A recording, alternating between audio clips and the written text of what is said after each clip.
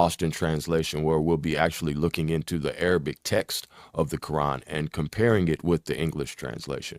All right. Before we get to that, I want you to hear how similar these languages are.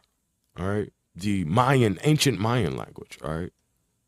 Do we got the Mayans? Let's get the Mayans up. Tu hopo no koking, tu hal na kaan, tu tibi tal uhopo, lail shapom, yum kaan kamik, ubutsak, kak utia.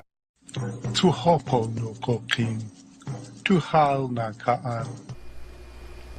So, if this message has been a blessing to you, please feel free to send to this ministry, but I ain't got no church right now, so I tell you what, don't mail nothing, just call me and I'll come and get it.